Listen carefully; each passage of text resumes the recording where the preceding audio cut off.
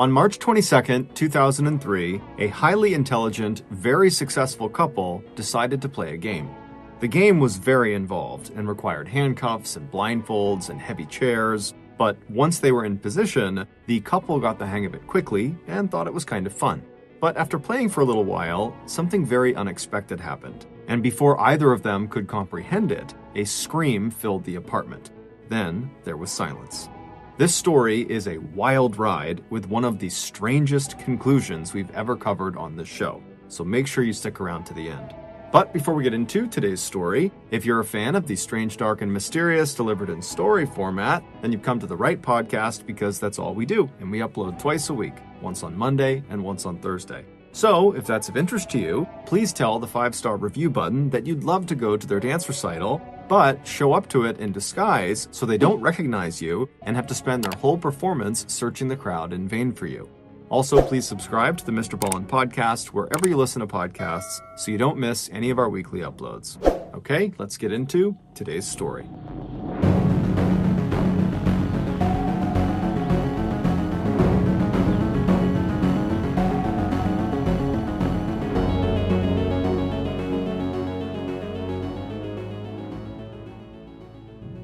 It was May 2000, and at the age of 32, Sheila Davalu was on her way up in the world.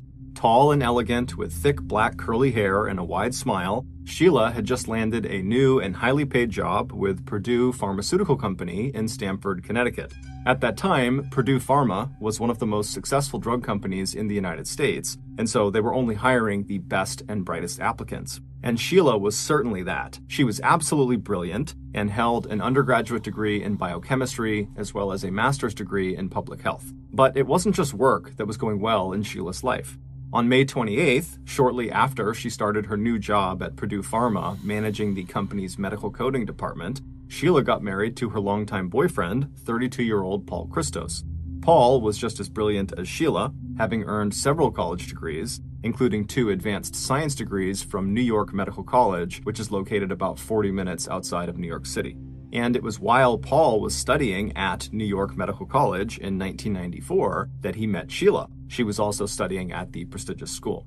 Sheila had joined a small private study group that Paul was leading to help pay his college tuition bills, and quickly the pair realized they had a lot in common. Both of them were extremely smart and well-educated, they both loved science and research, and they both were living with their parents at the time. Paul's mom and dad lived about 20 minutes away in White Plains, New York. Sheila's family lived a little farther north in the wealthy enclave of Yorktown Heights, where the median income was a whopping $100,000. Paul would later say that when he first saw Sheila in his study group, he was instantly attracted to her. There was something exotic about her dark eyes and olive complexion, and he loved the tiny gap between her 2 front teeth. Paul was also impressed that Sheila spoke French and Italian, as well as English. Within a few weeks of meeting each other at the study group, Paul and Sheila started spending more time with each other outside of the group. At first, they were just friends who enjoyed talking with each other and going on walks, but by the time Sheila graduated with her master's degree in 1998, the couple had fallen in love and gotten engaged.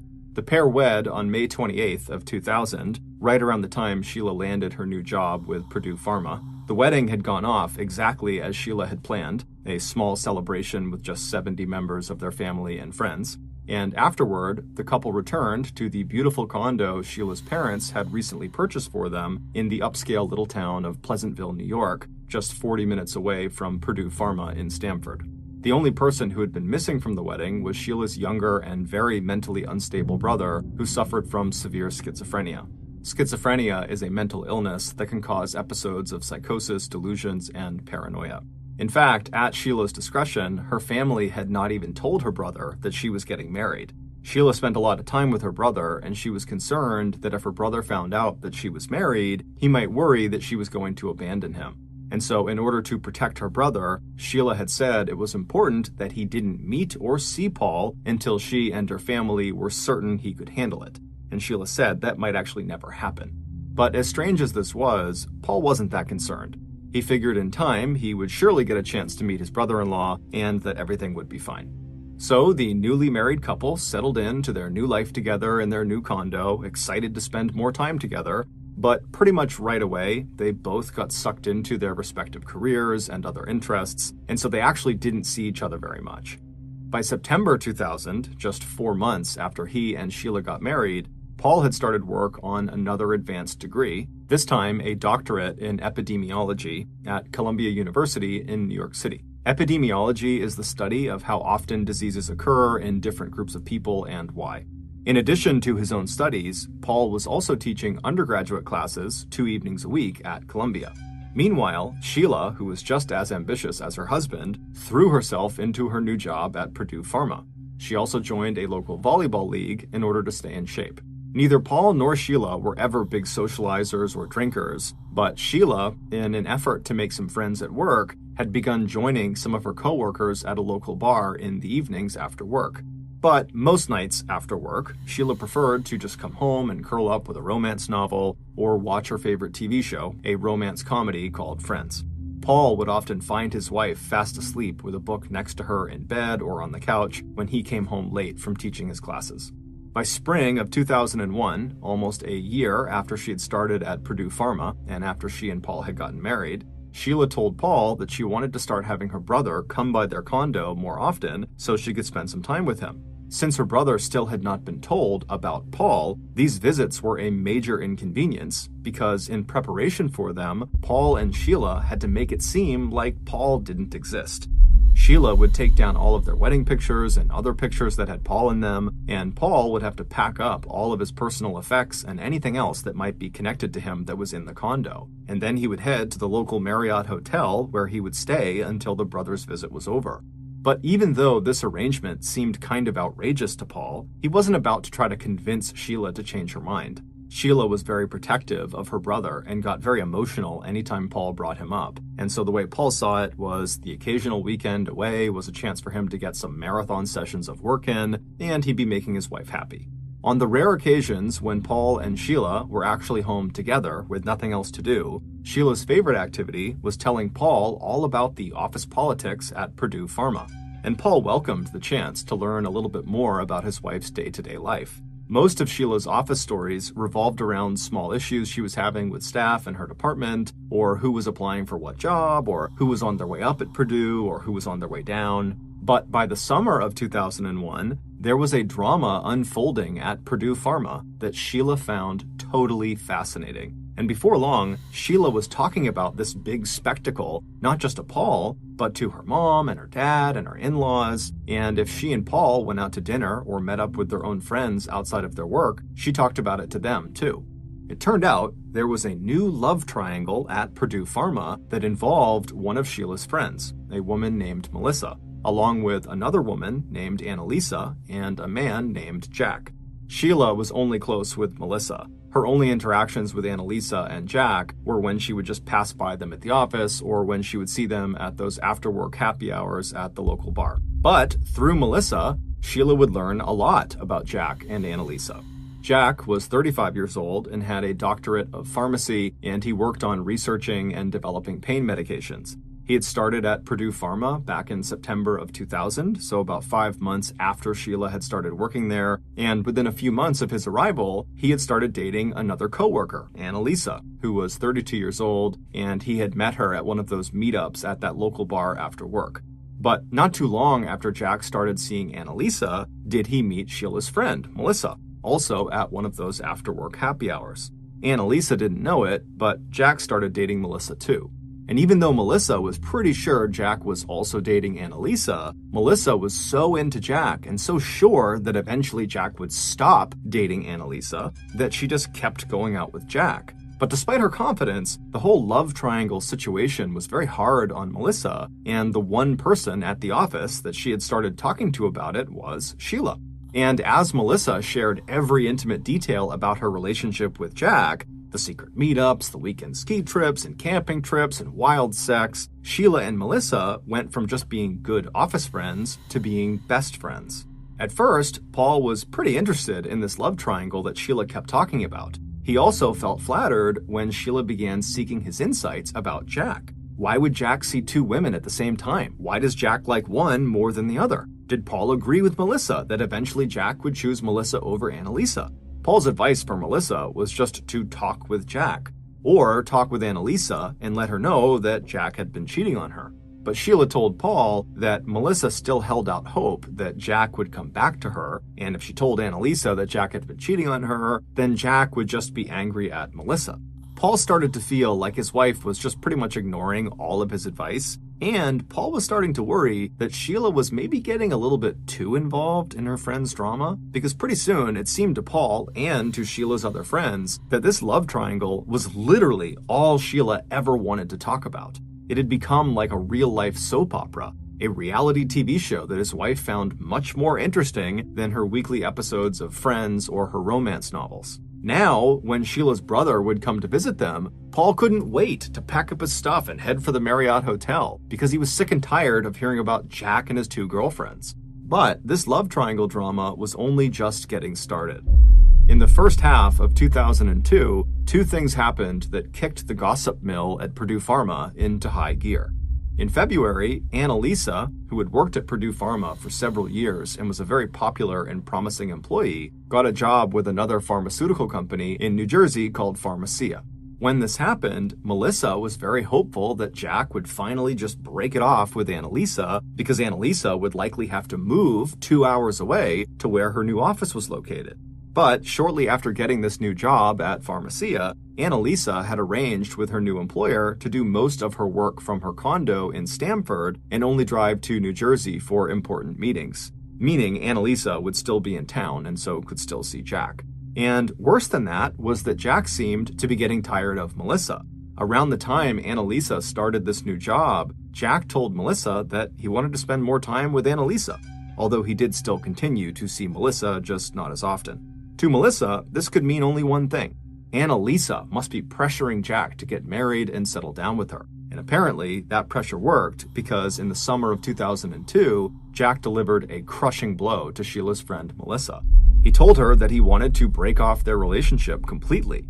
And Melissa would find out that not long after this breakup, Jack was spending most nights not with his roommates in Stamford, but with Annalisa at her condo that overlooked the Long Island Sound. And now that Annalisa wasn't an employee of Purdue Pharma, she and Jack felt like they could be more open about their deepening relationship. So now Melissa's own coworkers knew that Jack and Annalisa were a couple. And even though Melissa put on a good public show of taking this news in stride, even telling Jack that, oh yeah, what we had was just a fling, Sheila would tell Paul that her friend was actually devastated and humiliated, and that Melissa was having a lot of trouble letting go of her feelings for Jack. Not long after this, Sheila asked Paul if she could have his old pair of night vision binoculars and his eavesdropping equipment. These items were leftovers from Paul's college days when he and his buddies were big fans of The X-Files, the popular 90s science fiction TV show about extraterrestrial life and mysteries that have no rational explanation. When Paul asked Sheila why she needed these things, she told him that Melissa was going to start staking out Annalisa's property to see what she and Jack were up to, and that she, Sheila, was going to go with her, and so Paul's equipment would help them spy on them. Paul was a little alarmed, but considering how intense this love triangle drama seemed to be, he wasn't all that surprised, and so, against his better judgment, he told his wife she was welcome to use his things. In addition to spying on Annalisa's property, Melissa also began listening to Jack's voicemails. She had somehow got his password, and she had even begun using the information she got in his voicemails to show up at places she knew Jack was going to be. Melissa had even arranged one time to run into Jack at an airport and flew back home in the seat right next to him. Periodically, Melissa would forward some of these voicemails to Sheila, and she would ask her to listen closely to see if the messages offered any clues about how serious Jack and Annalisa were as a couple. And whenever Sheila got these messages forwarded to her, she would always ask Paul to come listen to them as well. And even though Paul would humor his wife and listen and give his insights, privately, he started thinking that this whole love triangle situation was getting really out of control. But this drama was still just getting started. One day, Sheila came home with a set of lockpicks that she had picked up for Melissa.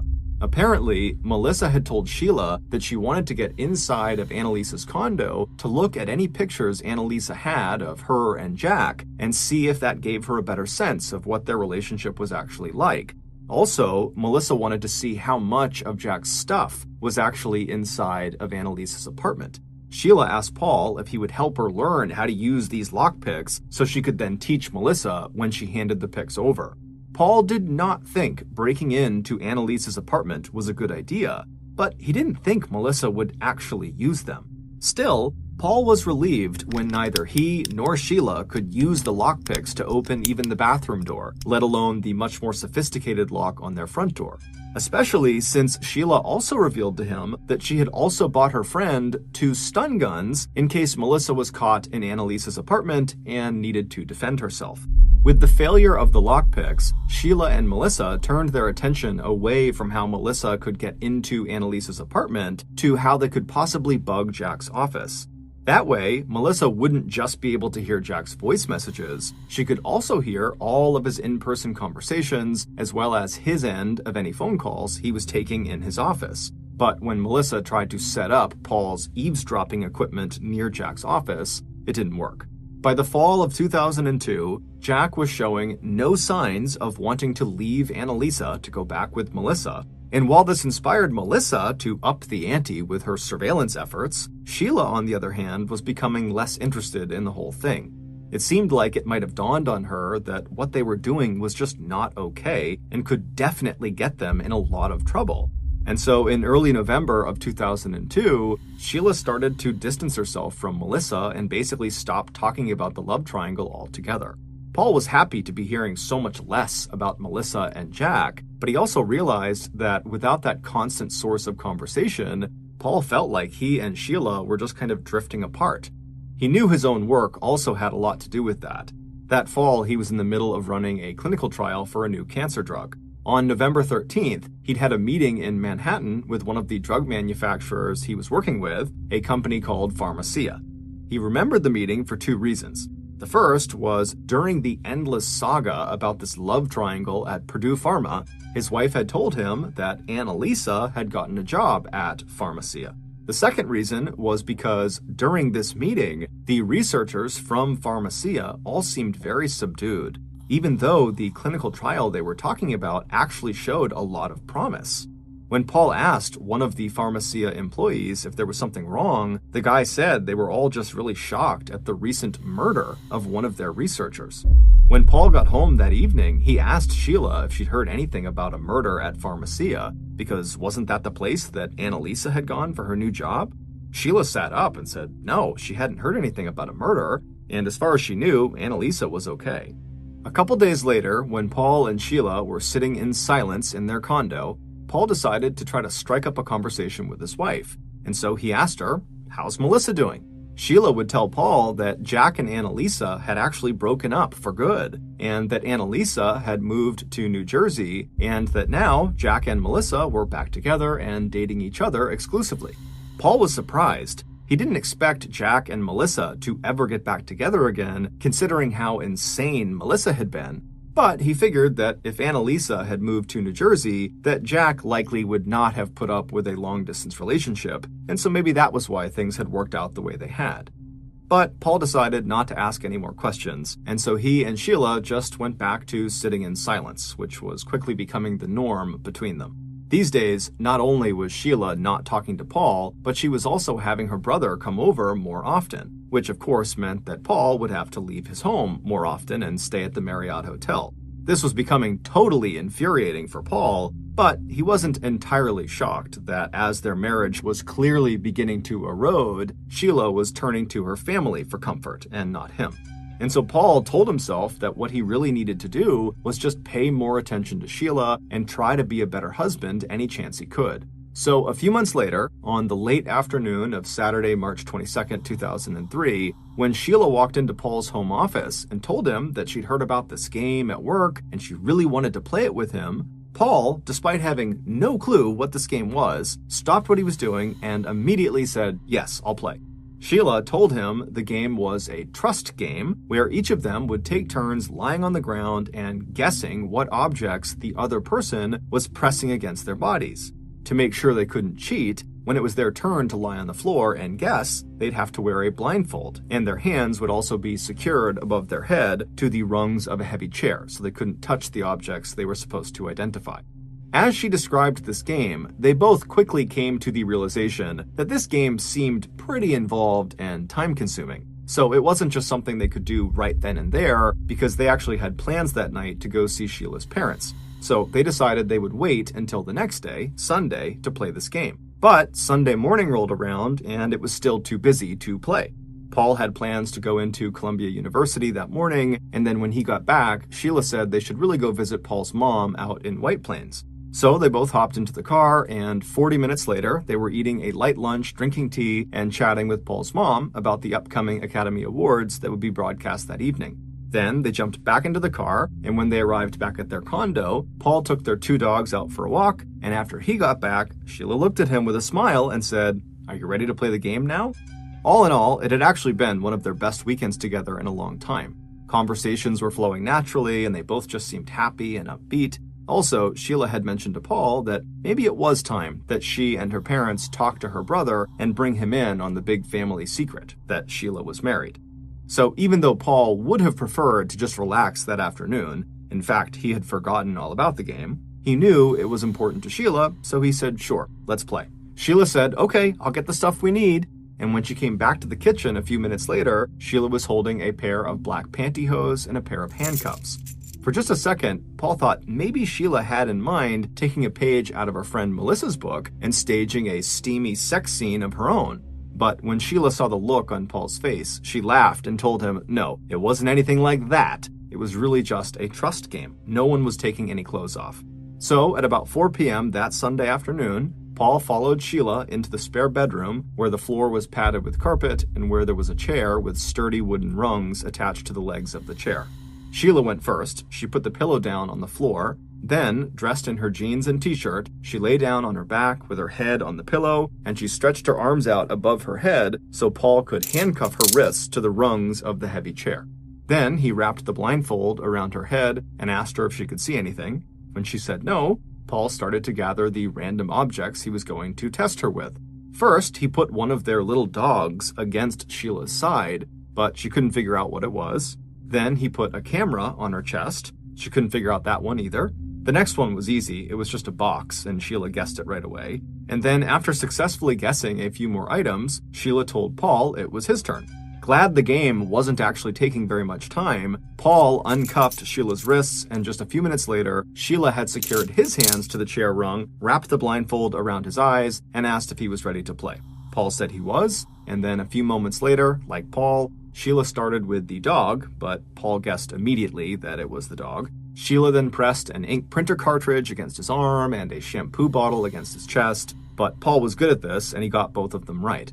After that, Sheila started walking all over the condo, going into every drawer and cabinet, trying to find the most obscure things she possibly could to try to trip him up, but he just kept getting them right. At one point, Paul heard Sheila getting something from the kitchen, and while Paul was actually starting to kind of enjoy the game because he was so good at it, he started to become aware that Sheila was annoyed that he was so good at it. So when he heard Sheila walk back into the room from being in the kitchen, he wasn't surprised when he heard her say, "Okay, this is the last one."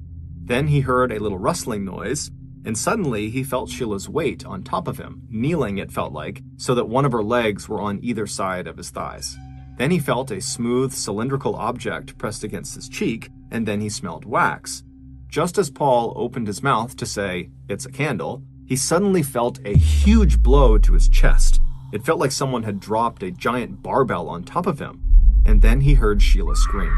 On the early afternoon of November 8th, 2002, 4 months before Sheila and Paul played the trust game, the Stamford Police Department received a 911 call from a payphone located near 123 Harbor Drive, a complex of luxury condos overlooking the nearby Long Island Sound.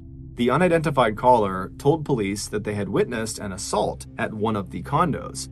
They told police to check Unit 105 before ending the call abruptly and hanging up on the dispatcher.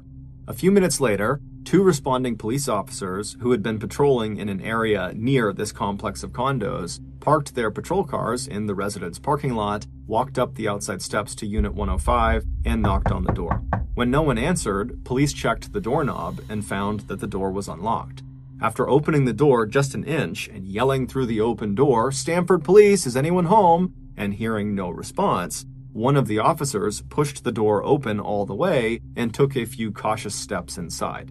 The sight that met his eyes was so shocking and violent that he immediately pulled out his weapon, and before his partner had even stepped across the threshold behind him, the first officer was already on his radio calling for an ambulance and backup. In the hallway that stretched out right in front of these two officers lay the body of a young woman. She was still bleeding from blunt force trauma and stab wounds to her face, neck, chest, and head. Barefoot, but dressed in jeans and a white sweater that was soaked with blood. She was sprawled on her back, her one leg stretched out on the floor, the other with the knee bent and propped up against a box. The walls of the condo were splattered with blood, and pools and drops of blood lined the hallway. The two police officers knew, even before the EMTs arrived and confirmed it, that this woman was dead. But she hadn't died quickly, and she hadn't died without putting up an epic fight against whoever had attacked her. Along with scarlet smears of blood everywhere, the floors were also littered with broken glass and dirt and leaves from overturned plants. There was a laundry basket that had been tipped over, spilling clothes everywhere, and most of the furniture was toppled. There were dishes and silverware all over the kitchen floor, and there were books and other papers scattered about. The apartment was a total wreck. From all the family pictures on the walls, and the young woman's computer, and the wallet inside of her handbag, it didn't take police long to identify the victim. With no sign of forced entry, investigators assumed that the victim must have opened the door for her murderer. Based on the autopsy report that showed 9 separate stab wounds, one of them so deep the tip of the knife penetrated through the woman's chest to the very back of her lung, investigators concluded that one of the motives for this attack must have been pure rage. There was no sign of sexual assault. Police didn't have to look very hard to find their first person of interest. By that evening, the victim's boyfriend, whose clothes and other personal effects were found inside the apartment, had pulled up outside his girlfriend's condo. Once there, he rolled down his car window and asked one of the dozens of law enforcement personnel who'd set up a perimeter outside of the crime scene what was going on. The police asked him to identify himself. He said his name was Nelson Sessler and that he was a research scientist at Purdue Pharmaceuticals in downtown Stamford. He said he had met the victim back in 2000 when they both worked for Purdue Pharma. They had started dating in December of 2000, and then starting in the early fall of 2002, just a few months earlier, he had basically moved into her condo, despite still renting a place of his own. Tall, thin but strong, and handsome, Nelson immediately became investigators' #1 suspect.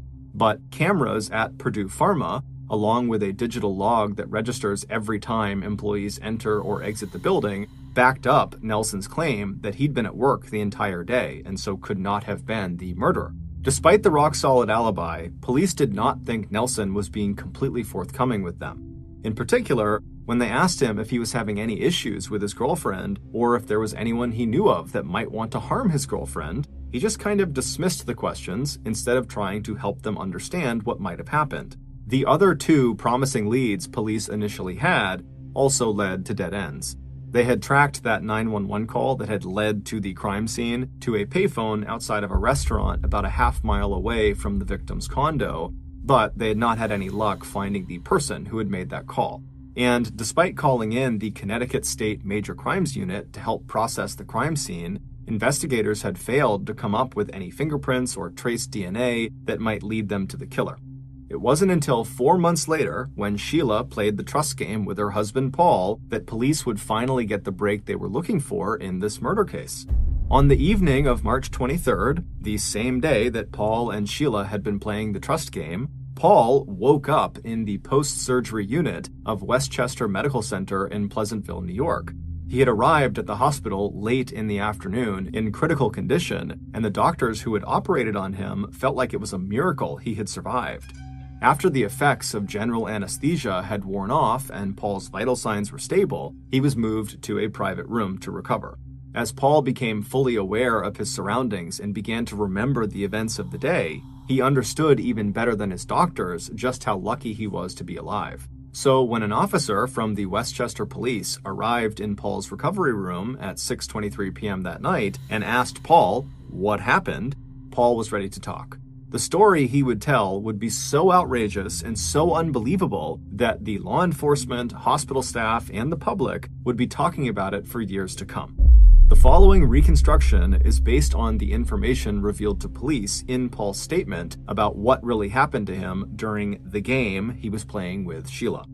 After Paul felt that heavy blow to his chest, Sheila began to scream, but her scream stopped abruptly. At the same time, the pressure Paul was feeling on his chest had left him so winded that he no longer even noticed what Sheila was or wasn't doing. He was just trying to figure out what happened to him. And as he lay there, still handcuffed and blindfolded, he felt another blow to his chest, this one even more powerful than the last one. Then he heard Sheila say, "Oh my gosh, I think I hurt you. You're bleeding." Paul could feel himself starting to sweat, and he asked his wife, "Sheila, what happened? What just happened to me?" Sheila sounded very panicked when she said, "It was an accident. It was an accident. I think the candle must have hurt you." Paul could tell that his wife was not handling this well, and that he needed to try to take charge of whatever was going on. And so he told Sheila not to panic, and then he told her to take the blindfold off of him. When she didn't respond right away, he said very clearly and loudly, "Sheila, take the blindfold off." This time, she did as he asked, and when Paul could see again, he could see Sheila was standing over him, looking around the room wildly, like she was totally nervous, and before he could even ask, she said she couldn't find the keys to the handcuffs. Paul looked from his wife down across his chest, which he did not have a very good view of because he's still on his back, to see if maybe there was some sign as to what caused the pressure and subsequent pain he was feeling there. But there was nothing visible on his chest and there was no blood or anything. Still, he knew something big must have just happened to him because his whole body was starting to react like he'd experienced major trauma. The pain he felt was starting to localize around a particular spot in the center of his chest, and he could feel his heart starting to race. Without the handcuff keys, Paul needed to break the rung of the chair that he was handcuffed to. So he looked back up at his wife, who was still just standing there looking all around the room, and he said to her as calmly as he could, "Sheila, come over here and break the chair." Sheila looked at Paul and her eyes were super wide, and she very slowly walked over to where he was, and then she knelt down beside him, and then it seemed like it took forever, but she did finally break the chair rung, and so with his hands still handcuffed, but now able to be moved around, Paul attempted to stand up, but the pain in his chest was now so severe he couldn't, so he just kind of rolled over onto his side. Paul told Sheila she'd done a great job breaking the chair, but now she needed to call 911. Sheila looked like she understood the assignment, but when she left the room, instead of calling 911, she just went into the kitchen and poured a cup of juice, and then she walked back into the room where Paul was, and she bent down over Paul and handed him the drink and told him, "Just drink this and you'll feel better." Even though Paul didn't know what happened to him, he knew a cup of juice was not going to help. So, trying not to get angry with his wife, he said, "Sheila, I'm really hurt here. Put the juice down and call 911. I need an ambulance." Sheila, who had a look of total shock on her face, slowly stood back up and put the juice on the desk. Then she seemed to struggle to find her cell phone before pulling it out of the back pocket of her jeans. Once she got her phone out, she put it to her ear, and then she began to run back and forth from the spare bedroom they were in, into the hallway, into the kitchen, and then back to look at Paul. And while she's doing this, Paul could only hear little bits of the conversation she was having on the phone, but he heard Sheila give the dispatcher their address and say that it was her husband and that he was bleeding and they needed an ambulance. When she got off the phone, she came back into the room, and Paul asked her to help him stand up. He needed to get to a mirror so he could look at his chest and see what happened. Sheila helped pull Paul to his feet, and he stumbled into the bathroom, but what he saw just didn't explain the amount of pain he was now feeling. It looked like there were just 2 small marks on his chest, almost like scratch marks. He thought to himself, maybe Sheila had had some kind of seizure and had fallen on him, and that maybe the candle she was holding had some sort of metal component on it, and so when she fell onto him, maybe that metal piece on the candle had punctured his chest. Now, he knew this was a ridiculous theory, but he just couldn't understand what was going on. As he was standing there, Paul could feel himself start to fade, and he told Sheila to help him lie back down on the floor. And then all he could think about was the ambulance. Where was it? How much time had passed? After he was back on the ground, Paul told Sheila to call 911 again, and when he heard her start to talk, he told her to bring the phone over and hold it down next to his ear because he wanted to speak to the operator himself. But Sheila turned away from him and said no, the operator did not want to talk to him, that he just needed to lie still and wait for help. Starting to panic, Paul asked his wife, when was the ambulance going to get here? What did they tell you? Sheila made a shushing motion at him, then told him that they were apparently short-staffed and they wouldn't be able to get there for at least another 25 or 30 minutes. Paul could not believe what he was hearing. He told Sheila that was absolutely absurd that he would have to wait that long for an emergency. But Sheila would tell him that the operator she was speaking to thought Paul's sense of time was probably just off because he was hurt, and that was actually a totally reasonable amount of time to wait. And then Sheila just left the room. Paul figured she must be leaving to make another call to 911, or maybe she was going to get help from a neighbor. Meanwhile, desperate to have the use of his hands again, Paul managed to break one of the flimsy handcuff locks. The handcuffs were still dangling from one wrist, but at least he could now use his hands. With a huge effort, Paul was able to pull himself up to his knees, clutching onto the futon for support while gasping at the pain he was now feeling in his chest. Suddenly, he heard Sheila's voice again. She was standing in front of him, holding a little medicine cup that was full of liquid cold medicine. "Here, Paul," she told him. "This is NyQuil. This'll make you feel better." Paul didn't even answer her. Instead, he just pushed the NyQuil aside, then stood all the way up and staggered out to the living room couch. Sheila followed and sat beside him, waiting patiently, while Paul could literally feel the life draining out of him. Suddenly, Paul made a decision. He had to act now. So he turns to Sheila and he says, "Let's go." She could just drive him to Westchester Medical Center. On a Sunday afternoon, it would only take them about 10 minutes to get there. "Okay," Sheila said, "but let's get your jacket on first." Once Paul had struggled to get into his jacket, Sheila left to go bring the car around to the front of the condo. Everything Sheila did seemed to take forever, and when Sheila did finally get Paul settled into the back seat of the car, instead of taking the direct route to the hospital, she took the scenic route, driving slowly along winding secondary roads. And they hadn't even gone that far when Sheila stopped the car on the side of the road, hopped out, and then opened the door to the back seat and told Paul she thought he should lie down rather than sit up. He looked at her incredulously and just said, "No, get back in the car, just drive, Sheila." And when finally they did pull into the hospital complex, instead of following the clearly marked signs to the emergency room entrance, Sheila drove slowly behind the hospital to a mostly empty parking lot alongside the behavioral health building. Once there, she drove to the farthest end of the lot up on a hill before finally bringing the car to a stop. When Sheila turned off the engine, Paul heard the sound of her car keys getting dropped onto the floor in front of the driver's seat. As Paul started to struggle to sit up so he could get out, he heard the sound of Sheila fumbling around on the floor of the car looking for her keys. When she had finally found them, she opened her door and stepped out into the lot and made her way around to his side. But when she opened his door, instead of helping him get out, she lunged at him. Clutched in her hand was a knife. The same knife that she had used earlier that afternoon when she had stabbed him twice in the chest while he was lying on the ground, blindfolded and handcuffed to a chair. Before Paul could even register what was happening, Sheila was on top of him, raising the knife over her head, and then just a second later, she had plunged it, now for a third time, into his chest. As Sheila started to raise her hand again for another blow, Paul's adrenaline kicked into hyperdrive. As she brought the knife down again, Paul managed to block her blow, and then he pushed her off of him and he stumbled out into the parking lot. Then he turned, and as Sheila charged at him, he reached out and grabbed the blade of her knife with his bare hands and yanked it away from her. Even though his attacker was now disarmed, Paul was critically injured. Sheila's third stab wound had nicked an artery, and blood was now starting to fill his lungs and chest cavity.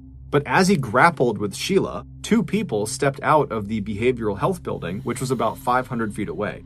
Paul, using every ounce of strength that he had, turned and started staggering toward these people, calling out for help. All the while, Sheila was hanging on to him, pulling on his clothes, telling him they really needed to talk and that he had to tell people this was all an accident, otherwise she'd get in trouble. The two people who came out of the behavioral health building could clearly see that there was some kind of a fight going on between this man and this woman, and so they started to run toward them. One of the bystanders was a medical resident, and as soon as he saw Paul's blood-soaked clothes, he told the other bystander to call an ambulance. Even though they were already within the hospital complex, the resident realized that Paul likely would never make it to the ER if he went on foot. No one was listening to Sheila's screams that it was her that was being attacked, and when she changed her story and told the resident to please just leave Paul to her and that she'd get him to the ER, Paul used his last ounce of energy to whisper, "No, get away from me," before he crumpled on the ground. As the resident started to work on Paul right there in the parking lot, Sheila, hearing the wail of the approaching ambulance and police cars, turned and started to run. But just a few minutes later, the police had caught up to her and put her in the back of a police cruiser. A little later that night, at the same time the police officer walked into Paul's recovery room and asked him what happened, a detective was already questioning Sheila, and more law enforcement personnel were out in the parking lot examining the area where Sheila and Paul had been seen fighting. It was out there in the parking lot that the police would find Sheila's cell phone. During her struggle with Paul, she had dropped it before trying to take off and evade capture. Back on the morning of November 8th, 2002, 4 months before Sheila would try to kill her husband, Sheila got up at her usual time, she dressed for work, and arrived at Purdue Pharma at 8:09 a.m. At 10:53 a.m., she left Purdue Pharma, swiping her security badge at the building's front entrance. Then she walked to her car, hopped into the driver's seat, and made the 10-minute drive out to 123 Harbor Drive. It was a beautiful day, about 50 degrees Fahrenheit, clear and cool. The light breeze made little waves in the water where many residents of the luxury condo complex moored their boats. After parking her car and checking her pockets, Sheila also glanced in the rearview mirror to make sure no loose strands of her hair had come out of the tight bun at the nape of her neck. Then she made her way up the flight of outside steps that would lead her to the front door of apartment 105. Once she was standing outside of it, she knocked on the door. As soon as she heard footsteps inside of the apartment walking toward the door, Sheila slipped on the pair of gloves she had in her pockets and wrapped her fingers around the handle of the knife with the 5-inch long blade she also had in her pocket. Then, Sheila leaned closer to the door and called out in her friendliest voice, "Hi, Annalisa, is that you? Hey, it's me, Sheila Davalu from Purdue Pharma. Any chance you have a minute? I really need to talk to you."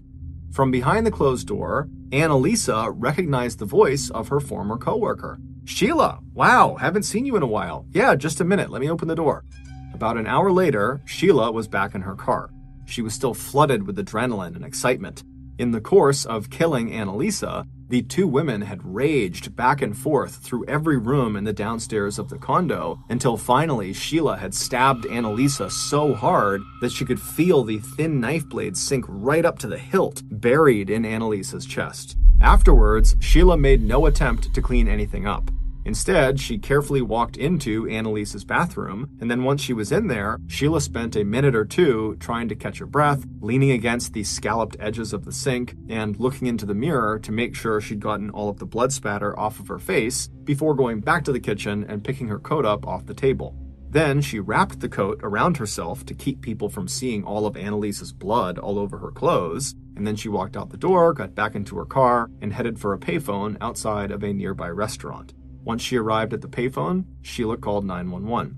It was only as she was pressing the payphone buttons that she noticed a cut on her right hand that she must have gotten when she was struggling with Annalisa. But right then, the dispatcher picked up the call, and Sheila immediately focused her attention on delivering the script she had so carefully planned. She took a quick breath, and then, without giving her name and while sounding totally upset and panic-stricken, Sheila told the operator in a breathless voice that she had just seen her neighbor being assaulted. As soon as Sheila had given the dispatcher Annalisa's address, she quickly ended the call, got back into her car, and headed for her own condo in Pleasantville, New York. At 1:53 p.m. that afternoon, Sheila returned to work at Purdue Pharma. When she went home that night, she spent a quiet evening with Paul. When a coworker called her late that night to say that their former colleague, Annalisa, had been murdered, Sheila acted completely shocked, but she didn't say anything about it to Paul, because all Sheila was really thinking about now was Nelson Sessler, the man whose girlfriend she had just killed. It would turn out all the crazy stories Sheila had told Paul and her friends and her family about what Melissa was up to, from the crazy sex with the man she was obsessed with, Jack, to the insane surveillance operation this woman carried out on Jack and Annalisa, well, those stories all really happened. They were true. But Melissa was not the woman at the center of them. It was Sheila. Sheila was Melissa and always had been. And Jack, the man she was obsessed with, that man was actually Nelson Sessler.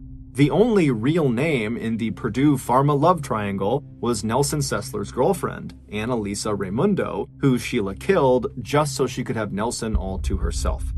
Sheila did have a mentally ill brother, but it wasn't because of him that Sheila made Paul leave with all of his belongings every time he came to town. It was so Sheila could entertain her lover, Nelson, right inside of Paul and Sheila's home. Nelson would later say he truly had no idea Sheila was married. And all those after-work trips to the local bar with coworkers and Sheila's supposed volleyball league she was in, those were just excuses to see Nelson as well. After killing Annalisa, Sheila rushed to be by Nelson's side, and she supported him while he grieved the loss of his girlfriend. And while she did that, Sheila was able to convince Nelson to restart their own relationship. And once that happened, Sheila felt like her mission was complete. She had her man back. And so that was around the time that she stopped talking about Melissa and the love triangle to Paul, which Paul misinterpreted as Sheila distancing herself from Melissa. That was also around the time that Sheila decided she would just have to kill Paul as well, because he was also getting in the way of her romance with Nelson. So she came up with this trust game because it would give her a way to immobilize Paul so she could easily stab him. Even though police had a solid case against Sheila for the attempted murder of her husband, it wasn't until they looked at her cell phone that she had dropped in the parking lot that the last piece of the puzzle fell into place. It would turn out, after stabbing her husband, Paul, during the trust game, Sheila never actually made any calls to 911. Instead, as she raced around the apartment, pretending to be on the phone, and also offering Paul first a glass of juice and then also NyQuil as he lay on the ground dying, the only person Sheila was actually trying to get a hold of was Nelson Sessler. Now that Paul was going to die any minute, she wanted to talk with Nelson and invite him over for dinner at her condo that night. When Sheila couldn't get a hold of Nelson on the phone, she left him several voice messages asking him to come over and join her because she had some fun things planned for both of them. When police examined Sheila's phone, they immediately recognized Nelson Sessler's phone number and discovered what it was that Nelson Sessler had not been forthright about when they interviewed him following his girlfriend Annalisa's death. What Nelson neglected to mention was that he had been seeing another woman, Sheila, at the same time he was dating Annalisa, and he just didn't want anyone to know. It would take police almost 4 years to build a concrete case against Sheila for the first-degree murder of Annalisa Raimundo, and another 4 years before the case actually went to trial. But they got the break they needed when they re-examined all the forensic evidence from Annalisa's apartment. On one of the faucet handles of that bathroom sink with the scalloped edges where Sheila had stood and cleaned herself up after stabbing Annalisa to death, forensic experts found a single tiny drop of blood that must have fallen from that cut on Sheila's right hand. That drop contained the combined DNA of Annalisa and her killer, Sheila Davalloo. On February 19, 2004, Sheila was sentenced to 25 years in prison in New York for the attempted murder of her husband, Paul Christos, and on April 26, 2012, Sheila was sentenced to 50 years in prison in Connecticut for the murder of Annalisa Raimundo. The two sentences are going to be served one after the other.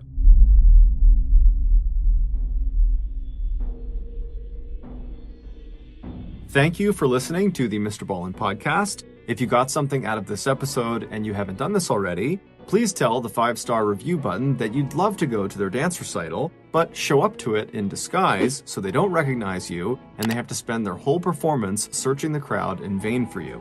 Also, please subscribe to the Mr. Ballen Podcast on Spotify, Apple Podcasts, Amazon, Google, and anywhere else you get your podcasts. This podcast airs every Monday and Thursday morning, but in the meantime, you can always watch one of the hundreds of stories I have posted on my YouTube channel, which is just called Mr. Ballen. If you want to get in touch with me, please follow me on any major social media platform. and then send me a direct message. My username is just @MrBallen, and I really do read the majority of my DMs. Lastly, we have some really cool merchandise, so head on over to shopmrballen.com to have a look. So that's going to do it. I really appreciate your support. Until next time, see ya.